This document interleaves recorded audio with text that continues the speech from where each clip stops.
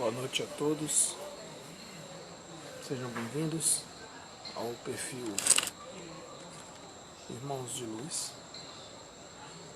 Estamos aqui mais uma vez, conforme anunciado, prometido, combinado. Vamos abordar um tema livre hoje. Foi aberto aí para sugestões de quem quisesse ao tema. Nós temos que deixar seguir nossos corações, nossas intuições. E o tema do momento de hoje é: deixei levar aí as influências, as sugestões da espiritualidade neste momento. E trouxemos aqui um tema bem interessante. Já fiz ele algumas vezes em centros espíritas, de forma presencial. E agora vamos trazer ele de forma virtual, em live. E o tema de hoje foi pensamentos. Muito interessante falar sobre pensamentos, porque eles estão conosco. Segundo o Espiritismo, que eu sigo esse preceito, essa doutrina, nós, na forma encarnada ou desencarnada, o Espírito é eterno, e os pensamentos nos acompanham, sejam eles voluntários e involuntários, a grande maioria. Antes de mais nada, vamos colocar aqui uma ambientação para a gente relaxar um pouco, deixar se influenciar pela positividade, pelas energias benéficas, fazendo uma oração, um Pai Nosso, de uma forma bem harmônica, na voz de um cantor que vocês conhecem bem.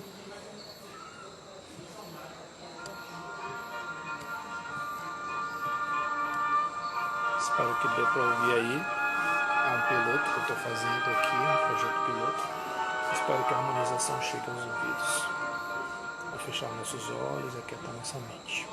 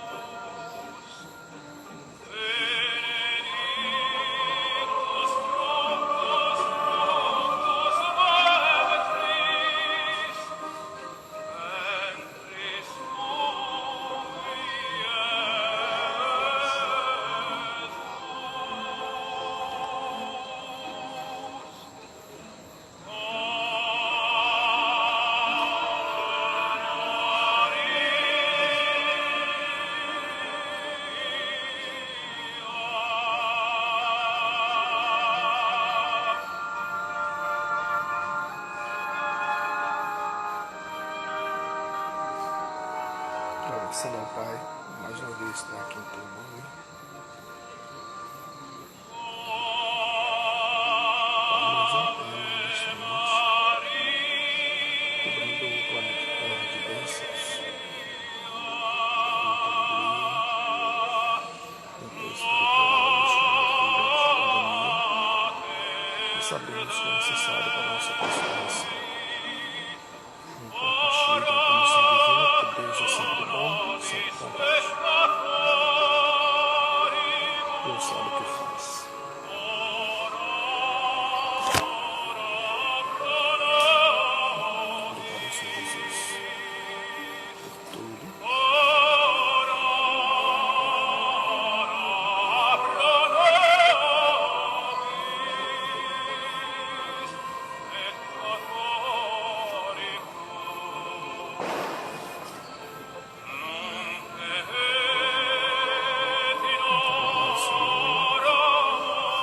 nós que nos deixam sempre.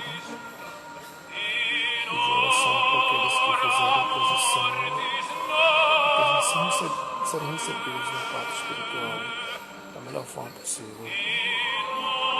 Pelos anjos da guarda, pelos guias espirituais, principalmente sobre as bênçãos dos Jesus. Uns chegam, outros vão. Essa é a dinâmica da vida. E temos que aceitar isso.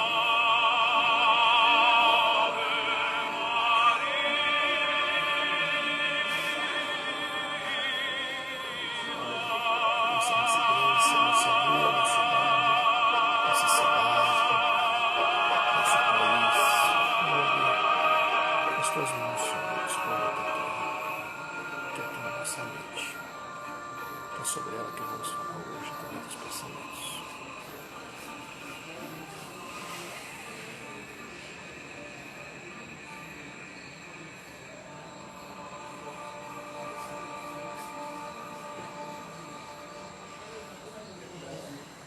Boa noite a todos.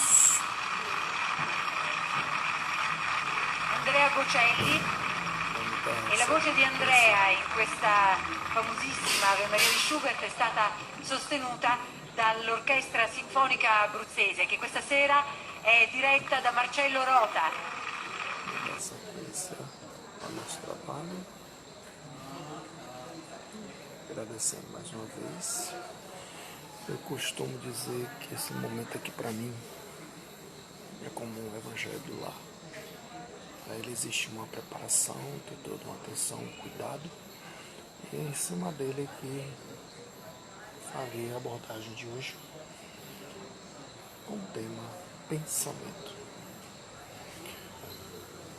Para falarmos sobre pensamento, temos que entender uma coisa básica: o mecanismo que nós temos.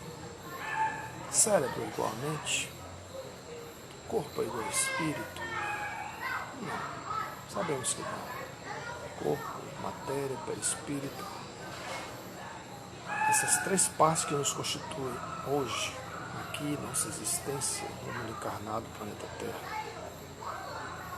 A mente para? A mente desliga? Não, a mente entra no momento de stand-by, latência, estado de vigília, estado de aquietação, mesmo no sono. E ainda assim, entramos em desdobramento nos sonhos, onde passamos por um estágio de conexão mais relaxada com o plano espiritual. Aí que entram os conceitos de pesadelo, sonho, mas não é o foco desta noite aqui, onde abordaremos mais especificamente sobre a palavra pensamento. E dentro deste contexto de pensamento, pegamos algumas referências bibliográficas.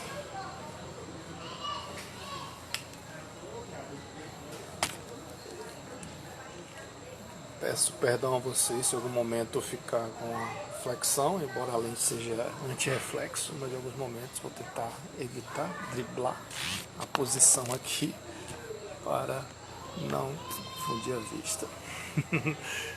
Não fica uma situação desagradável. Lembrando sempre que quando abordamos essa palestra, essa live, eu estou num ambiente aqui isolado, sem aglomeração, por isso eu estou sem máscara, até para dificultar a emissão da voz e a recepção aos seus ouvidos. Bem-vinda, Válcia, tudo bem? Então a referência bibliográfica que utilizamos hoje, basicamente esse material, consta da psicografia de Valdo Franco, da obra Momento Enriquecendo, Libertação do Sofrimento e do livro Vida Feliz. Também peguei um pouco de André Luiz, da obra Libertação, psicografia de Chico Xavier, e do livro Seara do Bem, de Valdo Franco, com Joana de Assis. Além das obras do Evangelho, segundo o Espiritismo. Liga, Oswaldo, boa noite, tudo bem? Como é que tá? O Pentateuco de Kardec, na obra que leva a sequência o livro dos Espíritos, o Evangelho segundo o Espiritismo, o livro dos Médiuns, o Céu e o Inferno e obras póstumas. Abordando sobre o tema pensamento, remetemos a uma frase célebre que sempre usamos no dia a dia e já ouvimos falar muitas vezes quando vamos para a academia, vamos fazer uma atividade física: mente sã, corpo são. Mas também nos preocupemos em estudar, ler, estar sempre antenados de uma forma construtiva, respeitosa, dentro dos nossos limites e nosso corpo. É uma expressão, mente sã, corpo são, é antiga, que vem do latim mens sana e corpore sano, que é um fragmento do poeta latino Juvenal, retirado da obra Sátira X, no século III. Porque não adianta você cuidar do corpo, a manter suas atividades no dia a dia, sem também não preocupar em estudar. Se não estudar, não ler, não agregar cultura, valores à sua vida encarnada, não faz sentido. Como também, se ficar só estudando, mantendo só um objeto de construção mental e esquecer do corpo, que é a força motriz de sua vida encarnada, também não faz o mínimo sentido. Então a gente tem que sempre buscar o equilíbrio entre a mente e o corpo. Já que falamos sobre pensamento, remete logo sempre à ideia. Mente. Não é de mentira, não é quem mente. É mente e cérebro. São a mesma coisa? Vou deixar vocês pensarem um pouquinho. Será que cérebro e mente é a mesma coisa, hein, Oswaldo?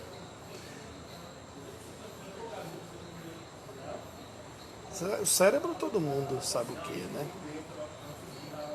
O órgão, um dos principais órgãos do corpo humano, e é através dele que a mente se manifesta. Mas na atualidade, com a ciência avançada do jeito que está, podemos dizer que a mente se limita ao cérebro, embora ele seja um grande centralizador? O que você acha, Oswaldo? Obviamente que não, né? A gente fala em memória muscular, que por sua vez remete à memória celular, mas tudo converge para o cérebro. O que acontece no dedinho do pé, se a gente dá um topado na pedra, encosta uma formiguinha nos belisca, ou na questão de fração de segundo, o cérebro é informado. Isso, claro, falando nas condições normais, uma pessoa que não tem alguma doença limitadora. Mas o cérebro, essa máquina de aproximadamente 1,4 quilogramas, 1.400 gramas, alguém pode dizer assim: poxa, fulano tem um cabeção, fulano ali tem uma cabecinha, cabeça ou pecado, não, não falo castelhano, não tem nada a ver.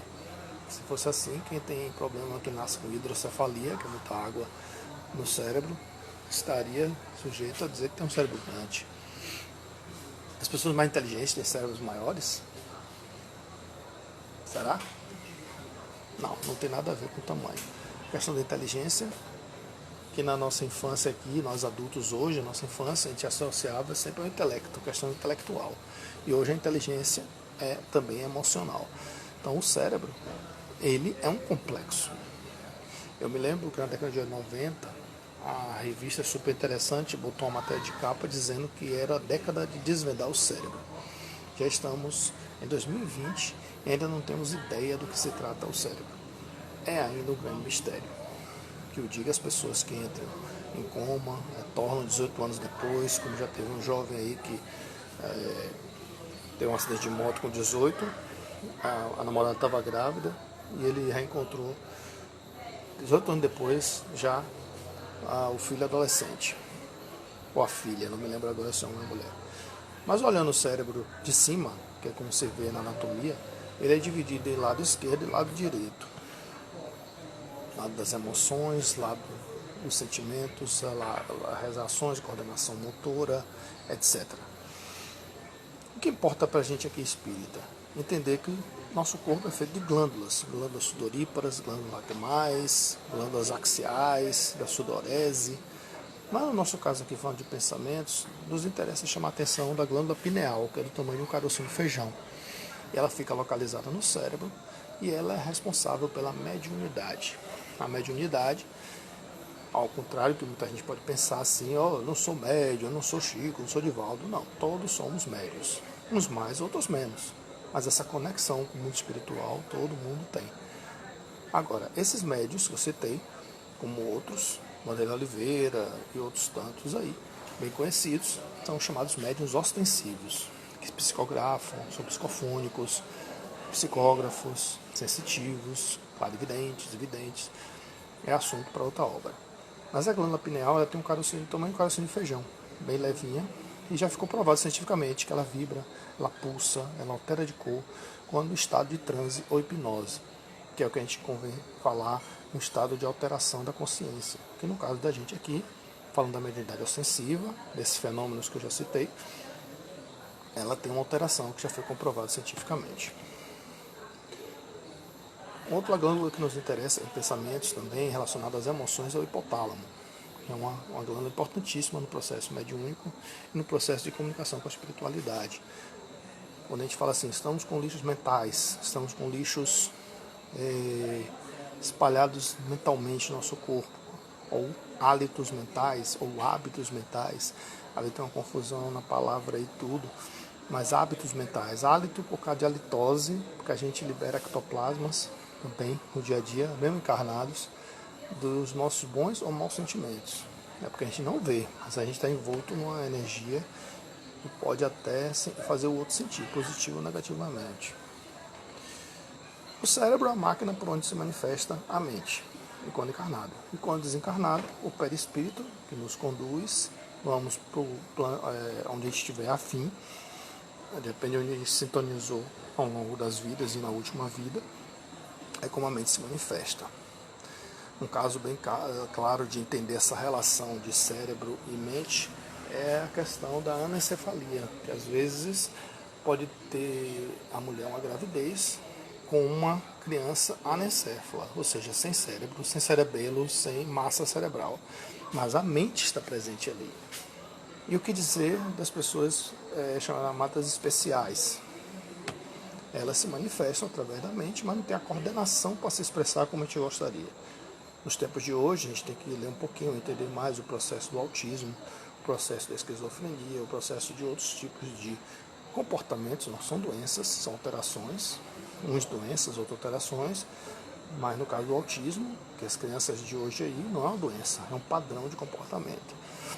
Já aquelas alterações que tem CID, que é o Cadastro Internacional de Doença, já tem uma patologia que é ambiente da psiquiatria.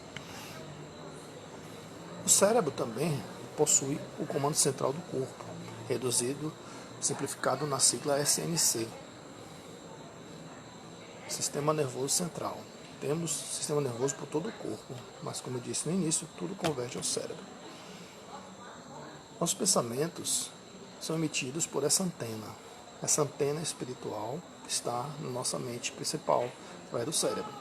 Embora nós tenhamos memória celular, memória muscular, memória óssea, nós temos a antena. E essa antena, tal qual uma televisão, uma rádio, ela emite e recebe pensamentos em forma de frequência, ondas, com maior intensidade, maior ou menor potência. Tudo depende de um contexto individual, coletivo, de quem está ao redor. Esse conceito de pensamento, ele tem uma analogia muito interessante com a física. A física, quando a física fala em vibrações e radiações. Vibração porque como o pensamento ele viaja em forma de ondas, ele pulsa, ele tem frequência. Como diz aquela mocidade negra, eu ganho o mundo sem sair do lugar. O pensamento é direto pensar no Japão. Não necessariamente nessa ordem, mas ele irradia, ele sai do seu centro, que é você. E tudo que vai volta. Porque se a gente falar sobre pensamento, a gente deve lembrar que a gente está dentro de um conceito maior de universo. Universo, fluido vital, perispírito, são os filhos da mesma origem, a origem universal. E como tal, temos também dentro de nós a física quântica, que é o quanto de energia. vai do macro-universo até o micro-universo, nossas células e moléculas. Então, tudo que emitimos volta, bom e ruim. O problema é que a grande maioria de nossas ações são involuntárias. São chamados hábitos mentais, porque eles estão enraizados, foram construídos ao longo de várias encarnações. Então, dentro desse contexto assim, a gente pode controlar muito pouco. Por isso que é importante a reforma íntima na busca da renovação, do esforço em fazer diferente. Mas o primeiro passo é aceitar que a gente é imperfeito e precisa mudar. Então, o pensamento, ele irradia e vibra, ele pulsa, ele perturba o ambiente ao redor. A lidar com pessoas mais ou menos sensíveis, ela percebe a presença positiva ou negativa de alguém no campo mediúnico, áurico. O nome áurico vem porque vem do latim aureum, que é de ouro. Daí vem o termo áurea, auréola, que os santos, na verdade, têm na cabeça, aquela representatividade, por causa do chakra coronário, em forma de coroa. E tem a ver com a parte também que emana do cérebro, como chakra principal. Então, os pensamentos são vibrações e, portanto, eles irradiam. São irradiações, ou seja, de você irradia em todas as direções. Daí o termo psicoesfera, psicosférico, porque no nosso centro, tal como a Terra, o Sol emite em todas as direções. Então, não importa se uma pessoa está na sua frente ou está atrás de você, ela pode sentir e perceber os pensamentos. Estou no ambiente aqui aberto, assim, meio isolado, mas às vezes tem um movimento, a pessoa passa, dá uma olhadinha. Mas está tudo de boa aqui. Então, tudo que emitimos volta. É uma ação e reação, que vai impactar lá na frente, na lei do retorno, através do livre-arbítrio, nossas ações. Então, quando vocês pensam em determinado lugar, essas vibrações são emitidas naquele sentido, acontecendo sempre que se focaliza a imagem. Qual a importância desse pensamento que eu estou trazendo aqui? Quando você quer orar, quando você vibra, quando você pulsa por uma coisa boa, quero a saúde de fulano, eu desejo que o planeta melhore nessa pandemia, vá à cura. Acredite, seu pensamento tem força sim. Se ele vai mudar ou não na velocidade que você quer, é outra história, porque existe um contexto maior, coletivo, individual, que a espiritualidade está atuando sobre a vontade de Deus. Mas pode ter certeza que tudo que você deseja de bom volta. Então também vale aquela máxima, vaso ruim não quebra. Você deseja mal a pessoa, mas ao mesmo tempo tá, o pessoal diz, rogando praga. Trazendo para a filosofia, René Descartes disse, penso, vírgula, logo existo. Por que eu falei essa vírgula? Por causa da importância do freio aí na língua. Penso, logo existo.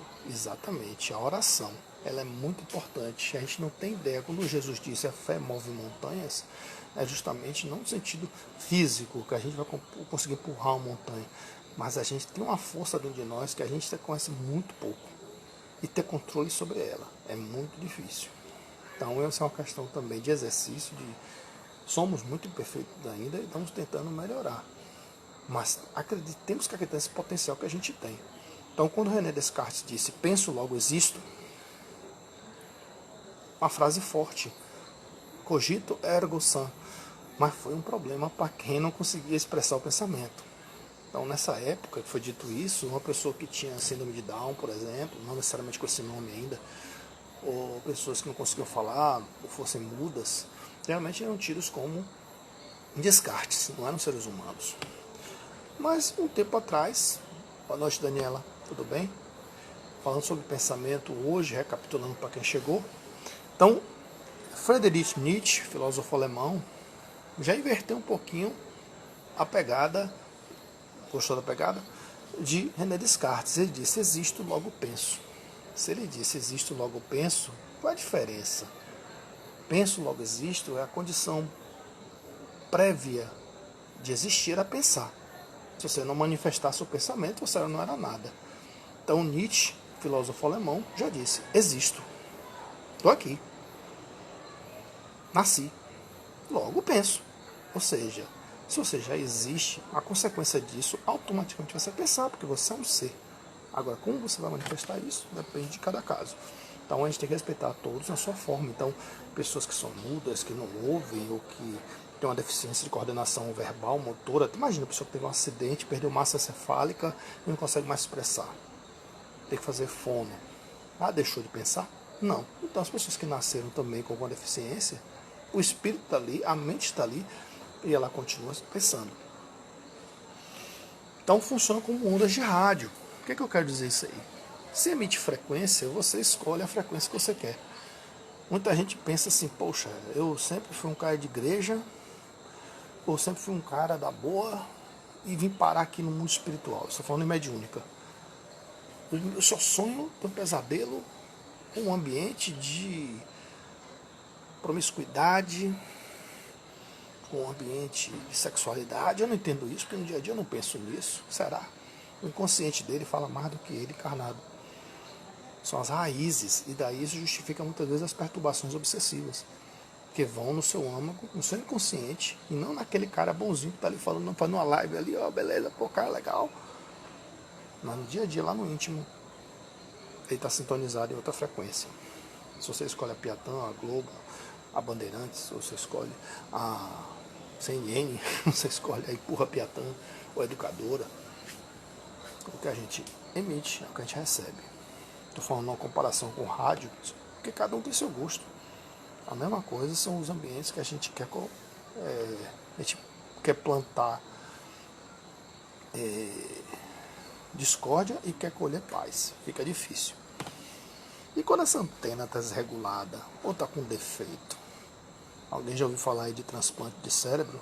Eu nunca ouvi. Já vi de coração, já vi de fígado, de rins, um pedaço do fígado, mas nunca vi de cérebro, porque ainda é um complexo se falar nesse assunto. Falar de cérebro é algo muito difícil. Ainda assim, você não chegou a esse ponto de aproveitar um cérebro de um morto, um desencarnado, e botar na pessoa encarnada. É complicado. Então não chegou ainda nesse patamar.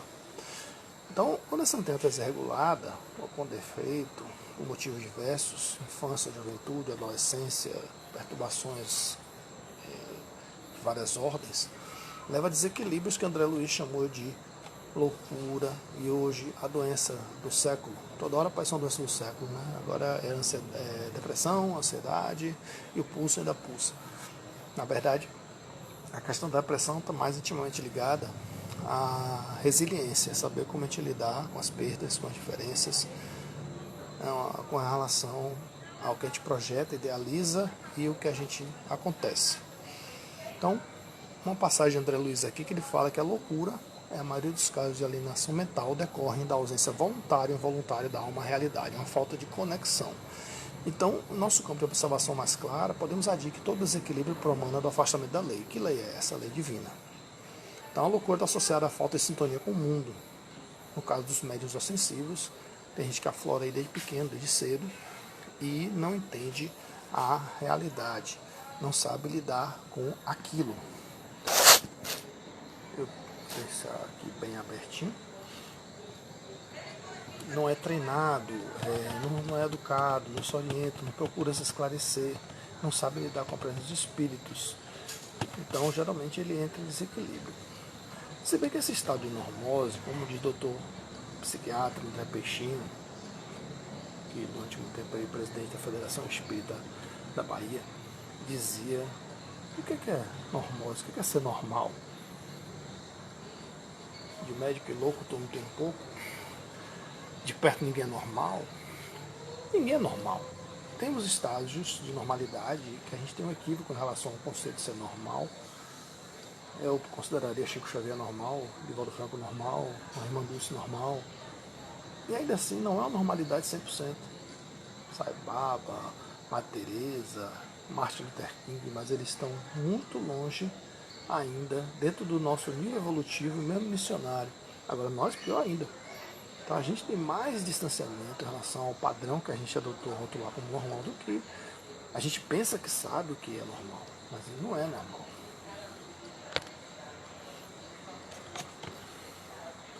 O termo depressão também, eu vou falar de uma forma resumida, mas é um assunto bastante profundo.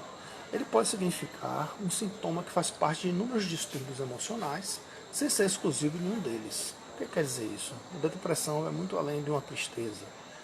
Não é uma frescura, não é um problema simples. Depressão tem questões hormonais, tem questões espirituais, obsessivas, graves.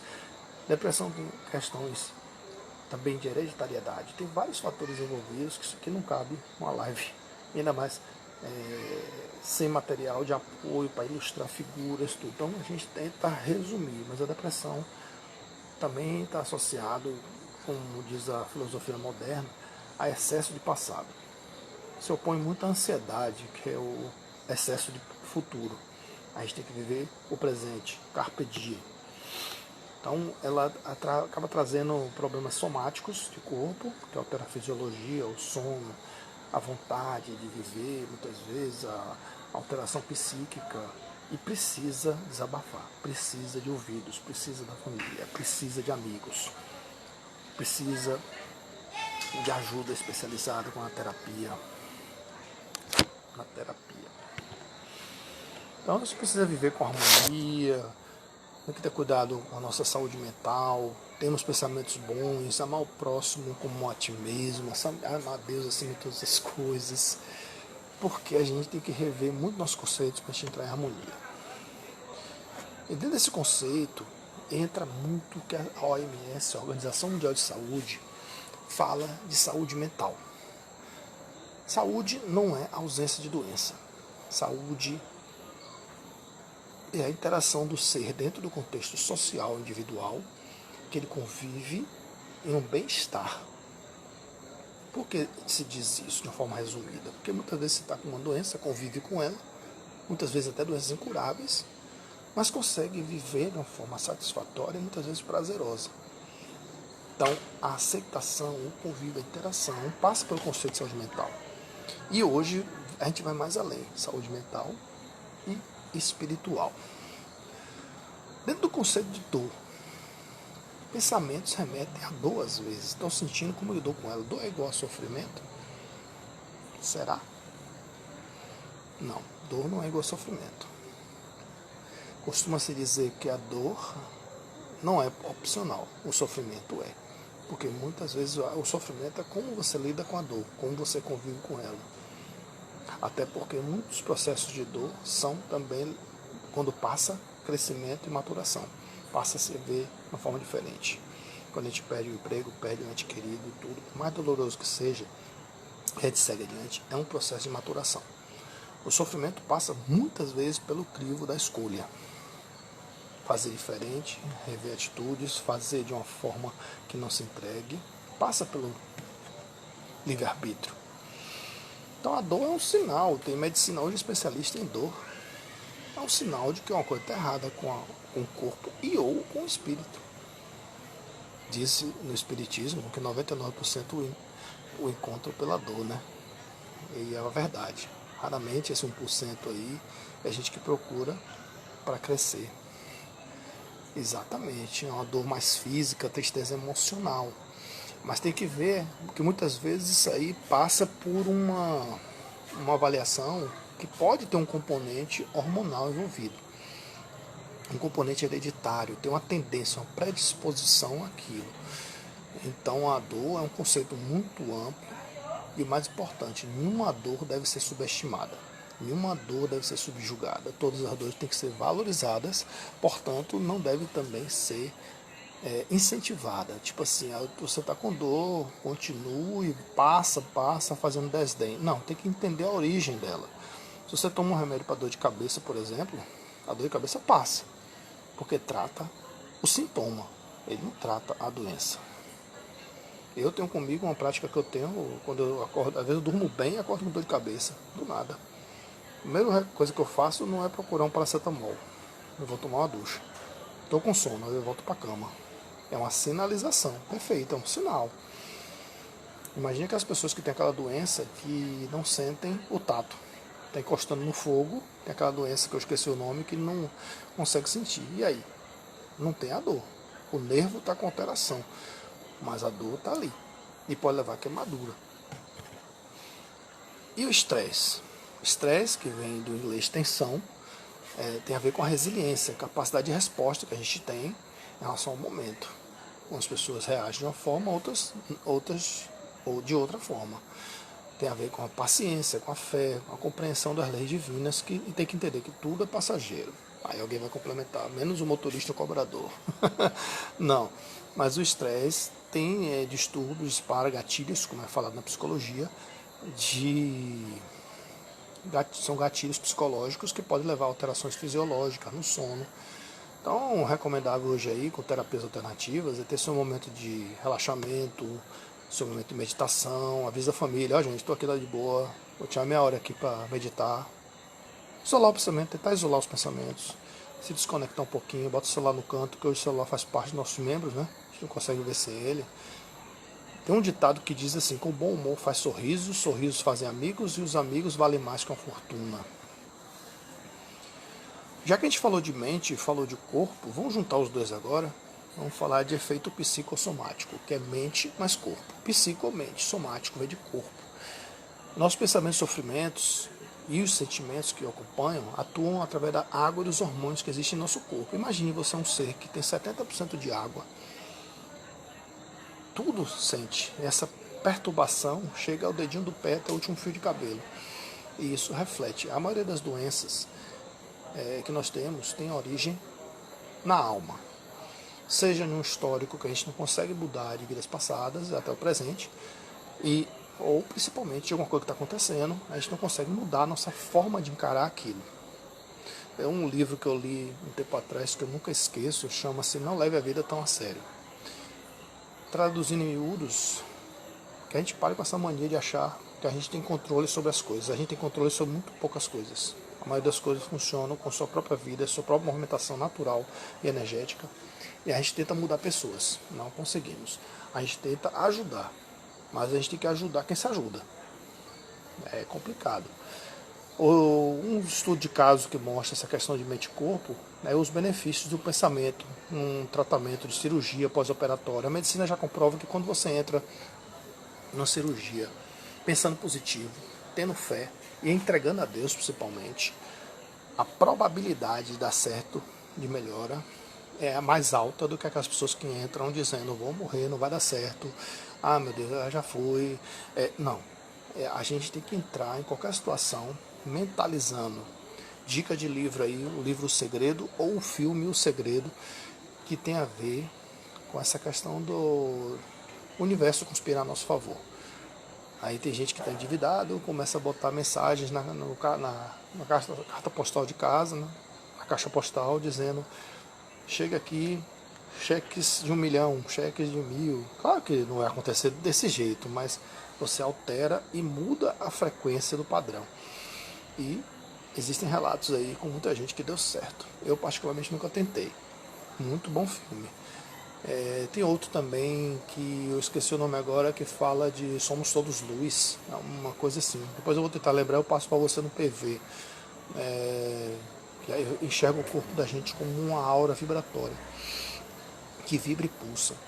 Prevenção de doenças, as energias são plasmadas em males físicos e mentais. Então tudo que a gente vê aqui, trazendo para Einstein e outros físicos, Carl Sagan, o próprio Stephen Hawking, muita gente não gosta de falar espiritismo por física quântica, mas tem tudo a ver. Tudo é matéria. Uma cadeira é matéria, o ar que você está aqui é matéria, o ar que você respira é matéria. Estamos na velocidade da Terra a 27 mil km por hora, girando na galáxia, como falou a matéria essa semana aí sobre o novo foguete que a NASA está botando. Imagine, a Terra está a 27 mil km por hora e a gente aqui acha que está num espaço relativo, em repouso nela, mas ela está em movimento. Então tudo é relativo no universo. Uma coisa que a gente sempre leva no espiritismo é que o ódio ou a raiva é um veneno que você toma esperando que o outro morra. Você perde muita energia pensando em alguém, se desgastando com alguém, com ressentimento, e quem está se acabando é você. Porque ela tem o processo individual dela, você tem o seu, e você não vai interferir no dela.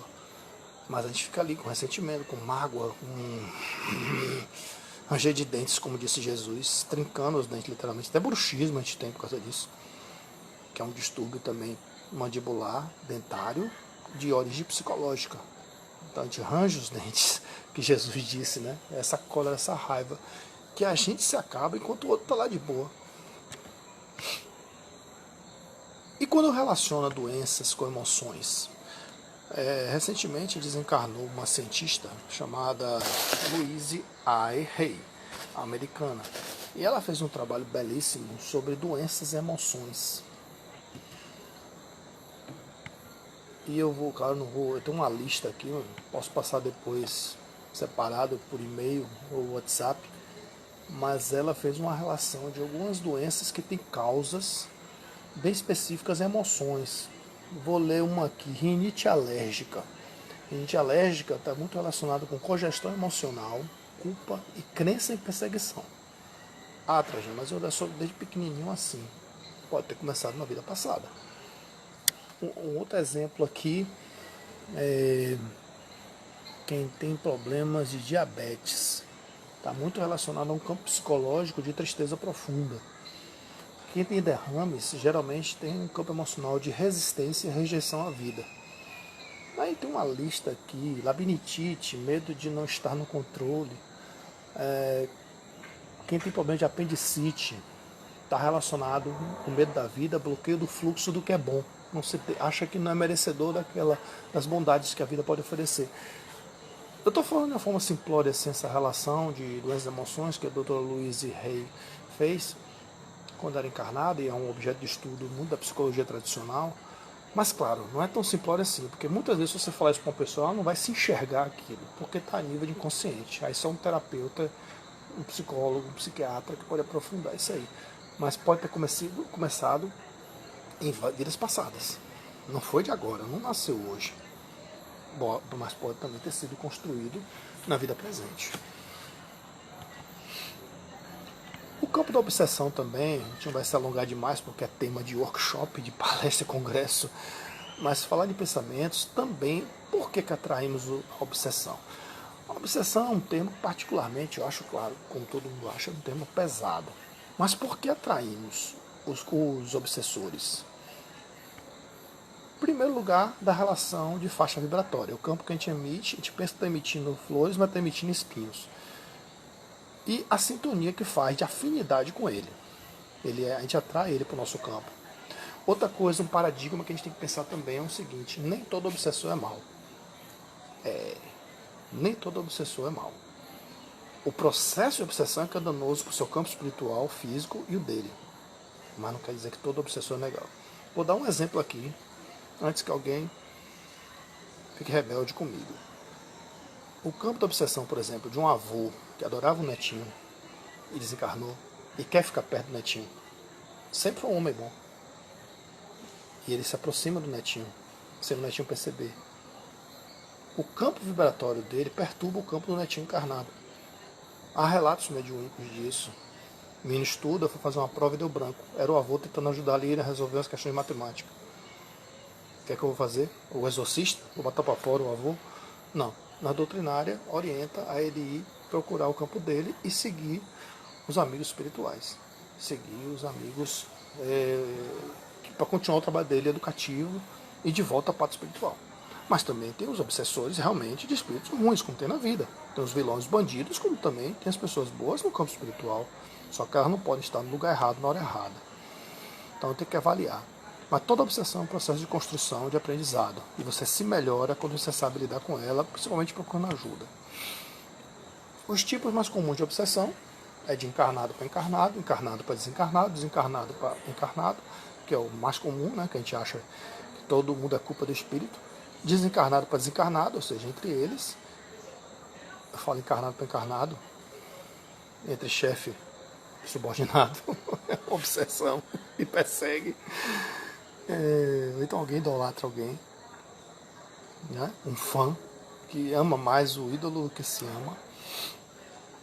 Outro exemplo também de muito comum, quando a gente não consegue se soltar de uma pessoa com o pensamento que desencarnou, e às vezes ele está num nível evolutivo maior que o nosso, está querendo seguir o caminho, e a gente prende ele pelo nosso pensamento. A gente tem que orar para que volte à parte espiritual e siga o caminho. E a gente for encontrar ele, a gente vai se encontrar quando for merecedor e necessário. Tem tratamentos para objetar a cura da obsessão? Sim, nos centros espíritas, que é o local adequado. Para isso tem o atendimento fraterno, que é o caminho, o início de tudo. E sim, antes que eu esqueça, a quinta, auto-obsessão, que é a mais invisível e a mais perigosa. É aquela que a gente se cobra e não se aceita. A auto-obsessão, que a gente se cobra demais, se culpa demais e não aceita a nossa imperfeição no nível que ela se encontra. Não somos perfeitos? Não, mas a gente se coloca muito numa condição de autocobrança muito grande que chega a prejudicar nosso dia a dia, nossa fisiologia, nossa psique. Então a oportunidade, a obsessão é sempre uma oportunidade de nos conhecermos melhor. Tem outro processo especial também de obsessão chamado vampirismo, que é uma relação de pensamentos onde o objeto do espírito é o que você está usando. Tipo assim, um espírito alcoólatra que quer a cachaça que você está tomando. Ele usa seu fluido vital, sua energia anímica, sua energia vital, literalmente, para poder desfrutar dos prazeres da droga, do álcool, etc. E acaba sugando suas energias também. O objetivo não é você, mas o que você está usando. Isso tem no campo do sexo, das drogas, e a bebida alcoólica também é abusiva, ninfomaníaca também, sexual, que também vicia, no desequilíbrio, a promiscuidade. E dentro do processo de obsessão, que vai de simples a mais complexa, as mais perigosas é o fanatismo e a subjugação. Mas a gente não vai entrar no mérito aqui hoje, porque o assunto é longo e o tema é curto, o tempo é curto dentro desse tema. Então o fanatismo e a subjugação é quando você vira um fantoche daquele espírito e você não tem mais vontade própria.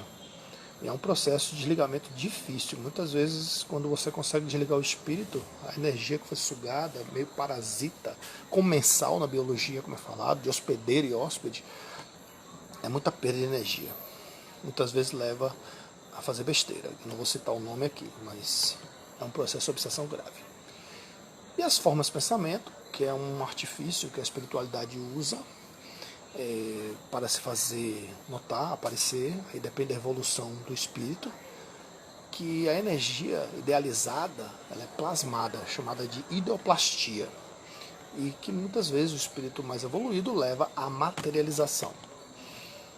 São casos especiais, específicos, já aconteceu com Chico Xavier, já aconteceu com o Divaldo. Esses são casos especiais para mostrar que a vida continua, há uma necessidade de tratamento. E a idealização através dos hábitos mentais. A influência do negativismo e positivismo também. O quanto você é positivista ou negativista vai influenciar no que vai e volta. Outro processo de pensamento também danoso para a nossa vida é a inveja. A inveja também, resumindo a inveja em poucas palavras. A inveja é quando você coloca o outro superior a você e você acha que não pode ser capaz do que ele faz. Você que se diminui, não é ele que engrandece. E a inveja muitas vezes é uma energia plasmada que vibra e que perturba negativamente se não tiver o orar e vigiar, e a vigilância, a proteção, a oração constante de quem é objeto daquele contexto. Aí o recomendável é que quem perceber que alguém tem inveja, recebe um processo de inveja de outro, a recomendação é orar por ele. Oh, absurdo, orar por quem me inveja? Sim, porque São Francisco diz, é dano que se recebe. Aí, no caso, não é você ser superior, é você dar uma condição de um cenário, estender a mão e ajudar o próximo. Quando você reduz a humildade, simplicidade, você ora por aquele invejoso, ora aquele que quer seu mal, você ganha. E ele ganha também. Mas muitas vezes nosso ego, nossa vaidade não deixa a gente fazer isso. É difícil, muitas vezes, pela raiva, pela cólera, mas ore por aquele que lhe quer mal. Por isso que Jesus disse, amai os vossos inimigos.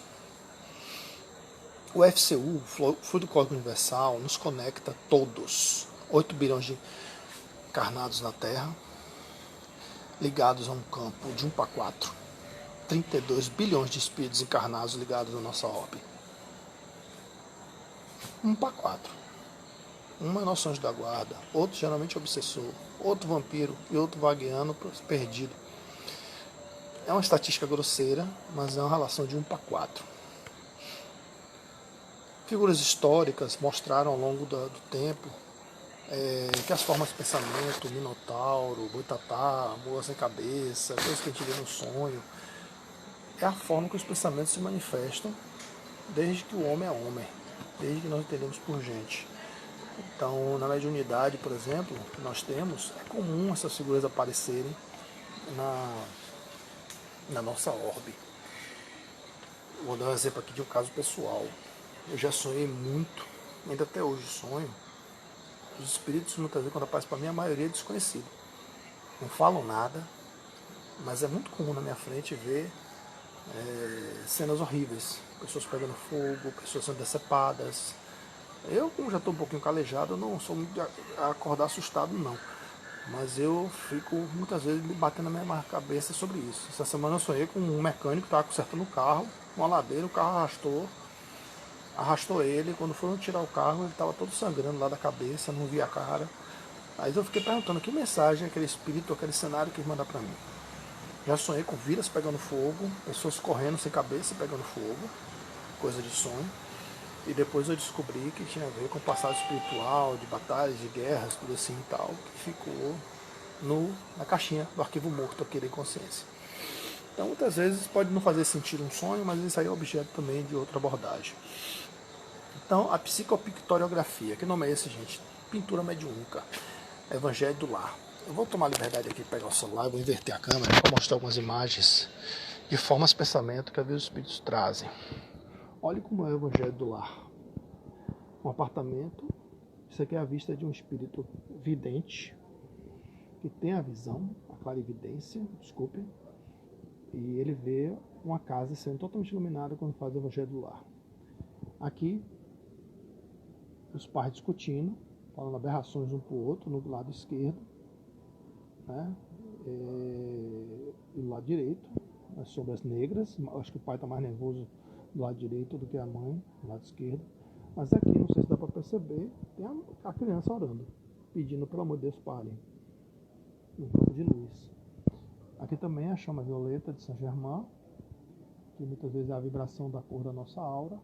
Claro que a aura muitas vezes tem estados de cores diferenciados, e isso depende do estado que nós nos encontramos, estágio evolutivo. É todo um contexto para falar em cor, mas geralmente é na cor áurea, que vem de ouro, daí auréola. Então o pensamento também tem influência no corpo, desenvolvendo uma relação fisiológica.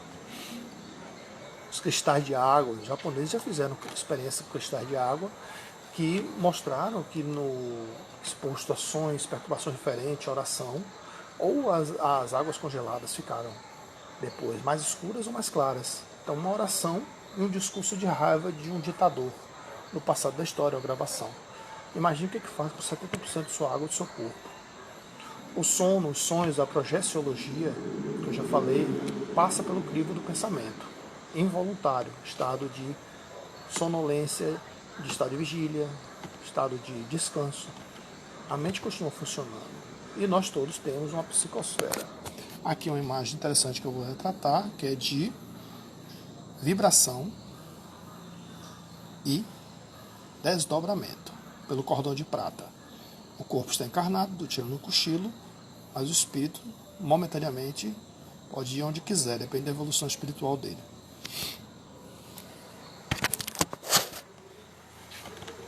Estou acelerando um pouquinho aqui para a gente já estar encerrando. Então Jesus disse: quando estiverdes orando, perdoai, porque em verdade eu vos afirmo que se alguém disser a este monte, ergue-te e lança-te ao mar, não duvida o seu coração, mas crê que se fará o que se diz, assim será com ele. Mateus 17:20, Marcos 11:23 e Coríntios 13:12. Andar com fé eu vou, que a fé não costuma falhar. Gilberto Gil cantou essa música para falar de nossa fé. Aqui, para a gente encerrar, vou falar de estatísticas dos pensamentos. Alguns estudos revelam que temos em média 50 mil pensamentos por dia. Desses 50 mil, 40% são de preocupações que dizem respeito a fatos que ainda jamais acontecerão. Ou seja, a gente visualiza muitas coisas, se martiriza com muitas coisas que a gente não tem nem embasamento, probabilidade que possa acontecer. A gente gasta 40% dos nossos pensamentos voluntários com coisas que a gente nem sabe, tem certeza que vai acontecer. A gente perde o carpe diem. 30% se relacionam com coisas que já aconteceram, ou seja, ansiedade 40% e 30% depressão. A gente se amarra a um passado que já foi e não tem como voltar. 12% se refere a questões de saúde. De 0 a 100, 12% a gente pensa em saúde. E 10% sobre assuntos insignificantes, ou seja, 88% da nossa vida é desperdiçada com pensamentos que já aconteceram, coisas que vão acontecer ainda e coisas significantes. Só sobra 12 para pensar em coisa relevante, como a saúde, na pandemia, imagina. E 92, falta 8. 8% tem uma base real. Ou seja, tem uma sustentação para justificar a nossa preocupação. É um material que eu quis sintetizar aqui, não sei se eu corri muito, falei muito depressa, mas é uma provocação para a gente ler um pouquinho o seu pensamento, porque é nossa vida. Então a gente dedica 8% do nosso pensamento, segundo esse estudo de um japonês, um terapeuta transpessoal chamado Todashi Kadomoto, em seu livro Ninguém Tropeça em Montanha. Uma pesquisa que ele fez nos Estados Unidos. Temos em média 50 mil pensamentos por dia. Você se lembra do que você comeu ontem? Você lembra qual a cor da cueca? Da calcinha? Do cinto que você usou ontem? Lembra se usou tênis ou sapato? Que cor? Lembra que você comeu anteontem? Então, uma dica que eu deixo aqui para encerrar é ouvir a música, prestar atenção na letra Pensamento, Cidade Negra, de Lazão, Ras Bernardo e da Gama e Bino. Você precisa saber o que se passa aqui dentro. Eu vou falar para você, você vai entender a força de um pensamento, para nunca mais esquecer. O pensamento é um momento que nos leva à emoção, pensamento positivo que faz bem ao coração. O mal não. Sempre que você chegar, terá que atravessar a fronteira do pensar. E o pensamento é o fundamento, que eu ganho o mundo sem sair do Canadá, subir o Himalaia para do alto cantar, com a imaginação que faz você viajar, todo mundo. É uma música que fica de reflexão. Eu vou estar encerrando por aqui. Faltam 4 minutos. Não vou deixar o Instagram me derrubar. Então, espero que tenham gostado dessa live de hoje. A gente tem uma preocupação com o tempo aqui, porque o Instagram ele derruba a conexão, mas a gente pode reconectar, mas a gente tem que ter uma disciplina e fechar em 40, 50 minutos. Então, como padrão de um centro espírita, vamos encerrar aqui aquietando a mente. Eu vou deixar uma música de fundo para a gente encerrar a live e agradecer. Muito obrigado, José. Como às vezes assim pode pensar, poxa, obrigado, só um visualizador. Não. No mundo espiritual a gente faz para os invisíveis também. Então a gente não sabe quantos invisíveis desencarnados podem ter participado. E eu não tenho nenhum tipo de vaidade nem ego sobre esse negócio de se é 1, se é 10, se é 1000. Importante você estar aqui. Muito obrigado de coração mais uma vez. E está aí gravado, fica postado. E eu vou encerrar com a Ave Maria, com Andrea Bocelli, que eu acho lindo. Pra gente encerrar essa canção. Muito obrigado. Namastê.